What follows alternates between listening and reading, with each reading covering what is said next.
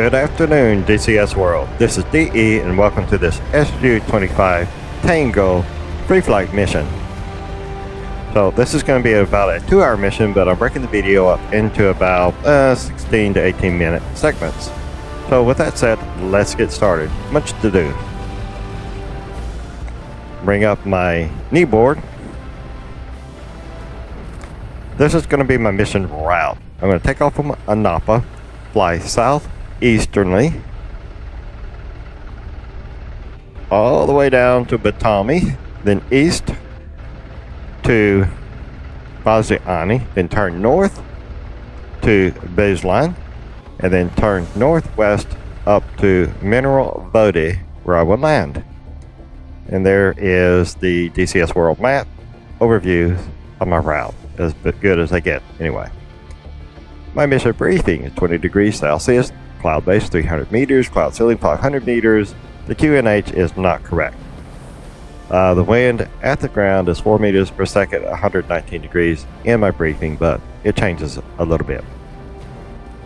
My mission tasking. Enjoy flying the Su-25 Tango without anything trying to kill you.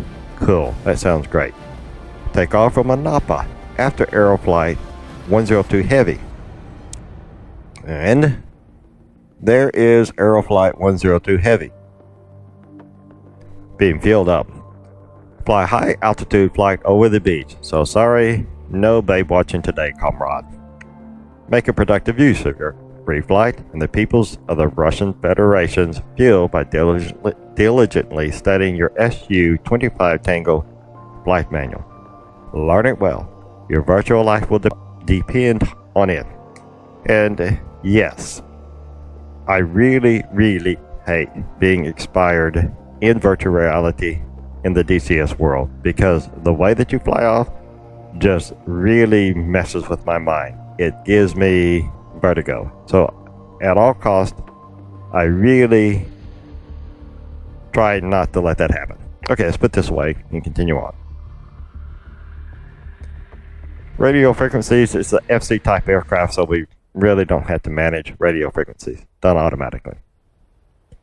Again, Aeroflight 102 Heavy is our other allied flight, and I will be using Viacom by Hollywood to interact with the DCS World ATC and with my wingman.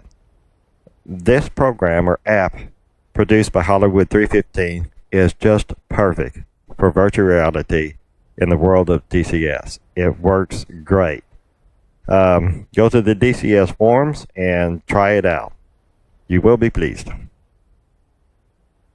These are some of the commands to use with Viacom, which if we have time, I'll review some of them and try them out with my wingman.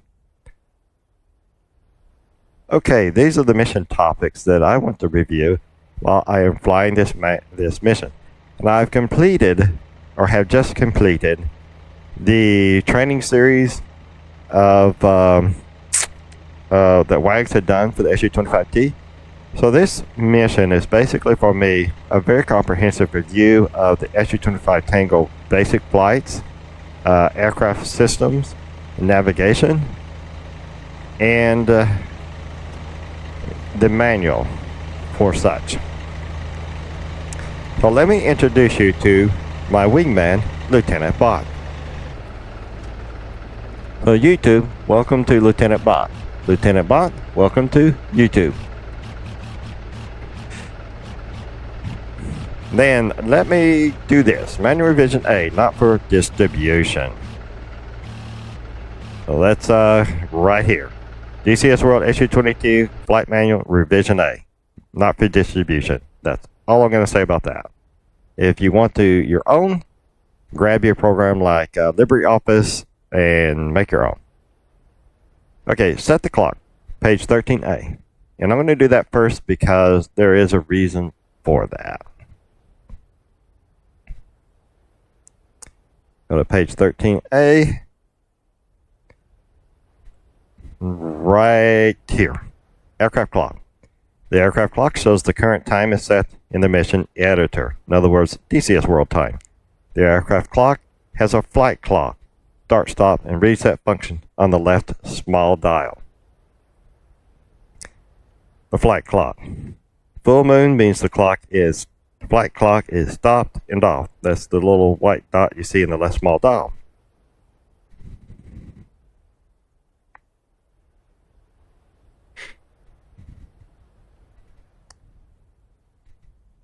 Okay, and the flight clock, when the full moon goes away to what would be called a new moon, the flight clock is active and ticking and recording time. Half moon, the flight clock is stopped. Full moon, the flight clock is reset and stopped. So let's turn the flight clock on. Okay. And also the aircraft clock has an elapsed time clock, start, stop, and reset function. Here it says it's on the right small dial, but it's not. On this aircraft, the right small dial is a seconds counter. The elapsed time clock is the red pointer. The elapsed time, I started it, it's ticking, I can stop it, it stops, holds it, reset it.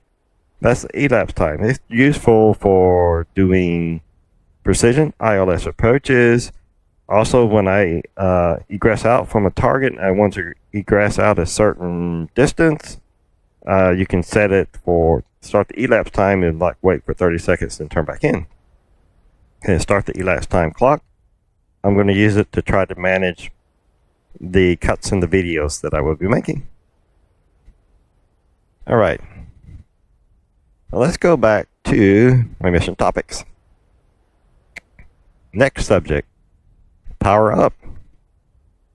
Normally, in a normal DCS cockpit, you would click one of the battery switch over here at the very start. But this is FC type, so we don't have clickable switches, nor do we have complex system modeling. So let's do power on. As you can see, my ADI, HSI are spooling up, and my HUD is on. Okay, let's do the cold engine startup.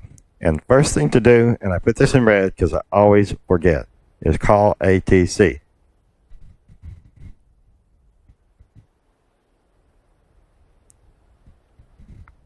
ANAPA 103, request engine start. Анапа, 103, запуск. 103. Анапа, запуск разрешаю. Ветер у земли 1,26, скорость 5 метров в секунду. And let's go to page 46 in my manual. And Lieutenant Bont doesn't waste any time starting up.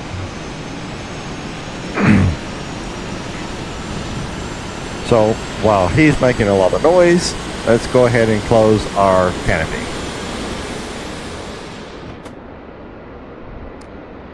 Okay, before I start, first thing to do is turn the nav lights on. I always forget that too.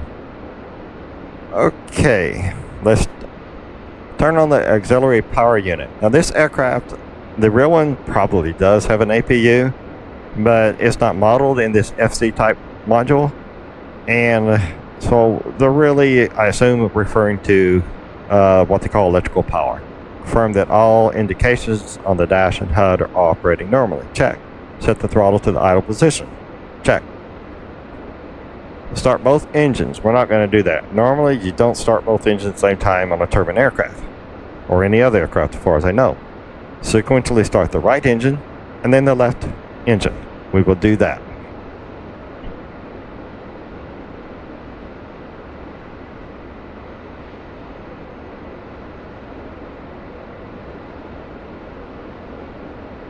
Start valves open. 10%. 14, 15%, EGT's rising,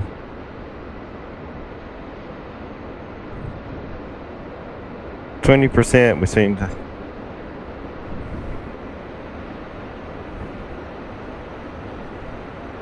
40%, and we're going back down and stabilizing about 34%. So, check engine compressor fans turning on the tachometer indicator, and engine RPM stabilizes at 33%. Check. Check if the turbine gas temperature on the exhaust gas indicator. The EGT temp should be around 440 degrees. We're about 330 degrees Celsius. Cool. So, I'm going to go ahead and shut this engine back down, and I will show you why in a moment.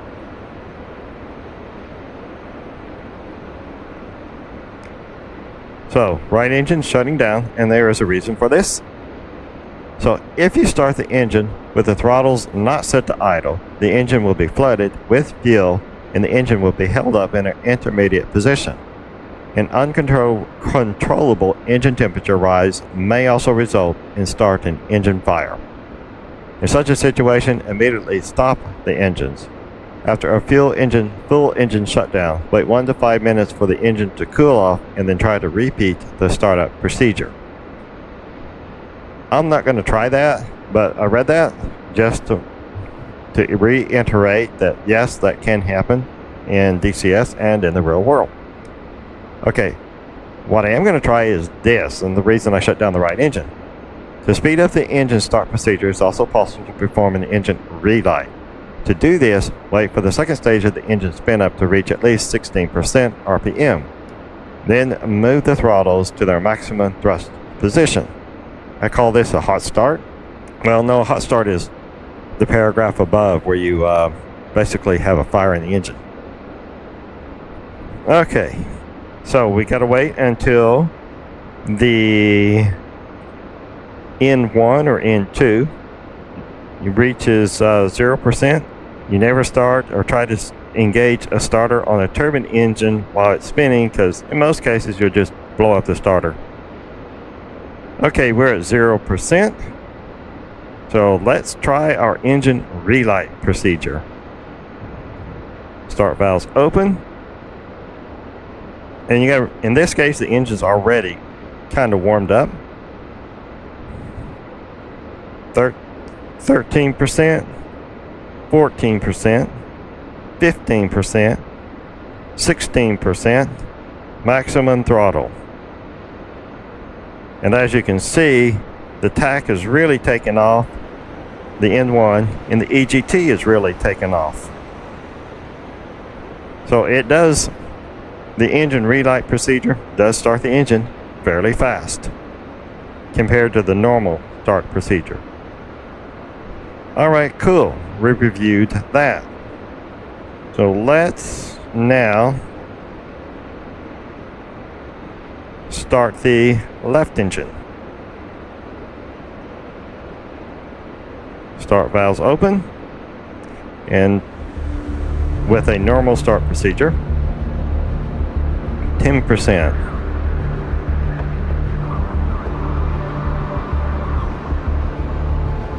15%.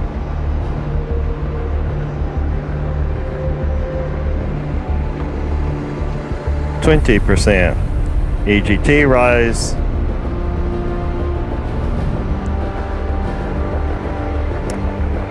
And start valve closes, and we're stabilizing about 34%. Cool. So that practices the relight, engine relight procedure. And 102 heavy is taxiing out. So let's go back to my mission topics to see what's next. Because I shut down the engine, I should have called permission to restart my engine again from ATC, because it comes back to the same anomaly. If I don't, ATC ignores me when I request a taxi. So let's do it again. Anapa 103, request engine start. Анапа, 103, запуск. 103. Анапа. Запуск разрешаю. ветер у земли 1,26, скорость 5 метров в секунду. Okay, go to page 17, page 47 for taxi out. Read our notes on taxi out. And the reason I'm doing this is you'll see right here. Right there. Caution. Allow gyros 3 minutes to warm up time before moving aircraft. Failure to do so may damage gyros. And yes, I think that is modeled in this module. Nose wheel turns should be performed at no faster than 5 to 10 kilometers per hour in order to avoid rolling the aircraft onto its wing or damaging the nose gear pneumatics. So 10 kilometers per hour maximum speed. Alright, with that said, let's taxi out. Get permission to taxi out, and we go. Anapa 103, request taxi for takeoff. Анапа, 103, руление.